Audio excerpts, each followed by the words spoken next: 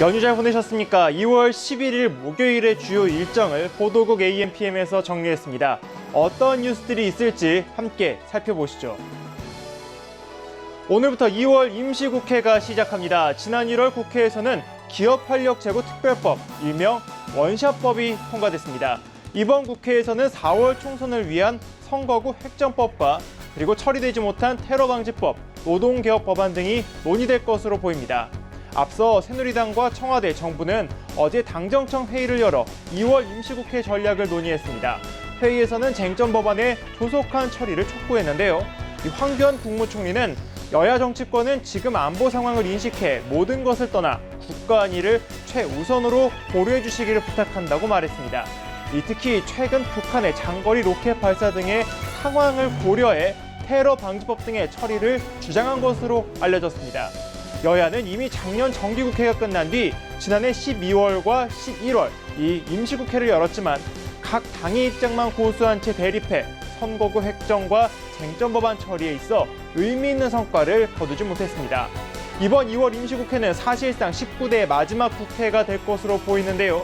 과연 어떤 성과를 낼지 주목됩니다.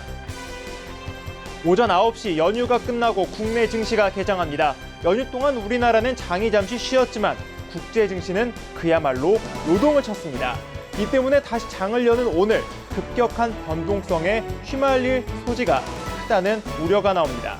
이 설 연휴 기간에 주요국 증시는 세계 경기 둔화 우려와 국제유가 하락 등의 영향을 받아 크게 요동쳤습니다. 특히 일본 도쿄 증시의 니케이 평균 주가 지수는 장중 4%의 폭락을 보이며 2014년 10월 이래 최저치를 기록하기도 했습니다. 우리나라는 여기에 북한의 미사일 발사라는 악재까지 더해진 상황입니다. 북한발 악재는 수차례 학습 효과로 이 시장에 미치는 영향력이 크지 않다는 분석이 많지만 정부가 개성공단 가동 전면 중단이라는 초강력 제재 카드를 꺼내며 불확실성이 가중되고 있습니다. 전문가들의 증시 전망도 엇갈리면서 우리 정부는 긴장 속에 오늘 증시를 지켜보고 있습니다. 국내 경제가 이번 위기를 잘 넘길 수 있을지 관심이 쏠립니다. 오전 9시 30분 개성공단 철수를 위한 인력이 북한으로 떠납니다. 정부 관계자와 개성공단 입주 기업인 등이 출경할 것으로 알려졌습니다. 통일부는 오늘 조치를 시작으로 단계적으로 빠르게 철수를 실시할 방침입니다. 이 정부의 개성공단 철수 조치는 그야말로 전격적으로 이뤄졌습니다. 어제 긴급 성명서를 발표한 홍영표 통일부 장관은 개성공단 자금이 북한의 핵과 미사일 개발에 이용되는 것을 막고 우리 기업들이 희생되지 않기 위해 개성공단을 전면 중단하기로 했다고 밝혔습니다. 정부가 남북관계 최후의 보루로 꼽히던 개성공단의 가동을 중단시킨 것은 북한의 핵미사일 개발을 용납할 수 없다는 결연한 의지를 표출함과 동시에 유엔 안전보장이사회에 실효적이면서 강력한 대북 제재 결의를 이끌어내기 위한 포석으로 풀이됩니다.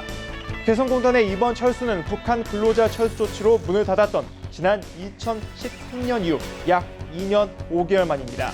정부는 북한의 핵미사일 개발 자금을 원천 차단하는 것이 목적인 것으로 알려졌는데요. 정부의 결정에 대해 북한 측이 강력 반발할 경우 설비와 자재 등을 남쪽으로 가져오는데 어려움을 겪을 가능성도 있습니다. 남북 관계와 국내 경제 등의 현안이 산적한 상황에서 오늘 오전 10시 황교안 국무총리 주재의 국무회의가 열립니다. 황교안 총리는 오늘 국무회의에서 북한의 장거리 로켓 발사 실험에 대한 정부의 종합적인 대응을 점검할 것으로 알려졌습니다. 또한 국내 경제 상황을 면밀히 살펴보면서 즉각적인 대응도 주문할 예정입니다. 개성공단의 철수가 본격적으로 시작한 만큼 이에 대한 당부도 이어질 것으로 보입니다. 이 설 연휴 기간 국내외 정세가 빠르게 변하면서 정부의 발빠른 대응이 필요한 시점인데요. 연초부터 찾아온 위기를 슬기롭게 극복하기 위한 정부의 움직임이 주목됩니다.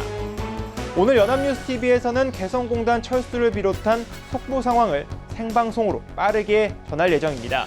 오늘 준비한 주요 일정은 여기까지입니다. 지금까지 보도국 AM/PM이었습니다.